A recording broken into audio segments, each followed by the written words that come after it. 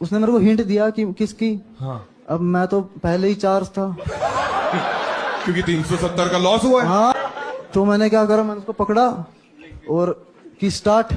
ठीक है, किस कर रहे हैं हम, मेरे को मजा नहीं आ रहा। मैं कहा यार, तो मैंने क्या करा, पहले तो मैं यही हाथ डाल रहा था, तो किस करते करते मैंने उसकी टोप पहन रही थी, वो टोप उठाया, टोप टोप डाल रही थी।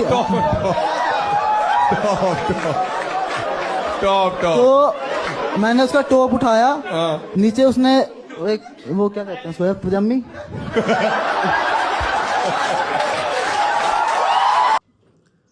खूप मस्त होता ना शो. आजूबाजूची ऑडियन्स तर खूप एन्जॉय करत होती. एका स्त्रीकडून जन्म घेऊन एक स्त्री त्याला राखी बांधते त्याच्या दीर्घ आयुष्यासाठी, आणि एका स्त्रीसोबत तो आयुष्य घालवणार असतो पूर्ण, आणि त्या स्त्रीबद्दल तो तिथे तसा अपमान करतोय, तसा बोलतोय.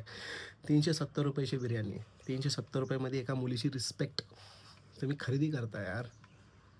मग पुरुषापेक्षा गद्दार कोण नाही आहे तिथे. आणि तिथे जे बसलेली पब्लिक होती ना, जे मुलं मुली होते, त्यांच्यापेक्षा बेकार मुलं कोण नाही आहे तिथे. तो ज्यावेळेस असं बोलत होता, आजूबाजूचे लोक हसत होते, खूप एन्जॉय करत होते. त्यातली जर एखादी मुलगी उठून त्याला कानाखाली वाजवली असती. कॉमेडीच्या नावाखाली तुम्ही एखाद्याची रिस्पेक्ट तिथे करत नाही, एखाद्याचा अपमान करता. कॉमेडी म्हणजे काय असायला हवं यार. ठीक आहे, काही लोकांचा तो रोजीरोटी असेल, धंदा असेल, त्यांच्याने त्यांचं घर चालत असेल. आईवडिलांना काय वाटत असेल ज्यावेळेस तो मुलगा घरी आला असेल. ठीक आहे, त्याला शिक्षा भेटली, जॉबवरनं काढून टाकले त्याला. जर एखाद्या व्यक्तीबद्दल तुम्ही एवढं घाण विचार करत असताल यार, तोंडावर तुम्ही एवढे मस्त बोलणार, एवढे गोड गोड बोलणार, एवढं चांगलं बोलणार, तुमच्या आतला रावण यार, तो रावण पण चांगला होता यार. त्याचं नाव खराब होतं असल्यासारख्या लोकांसोबत तुमचं नाव जोडून. विश्वास नावाची सुद्धा गोष्ट राहत नाही ह्या अशा गोष्टींमुळे.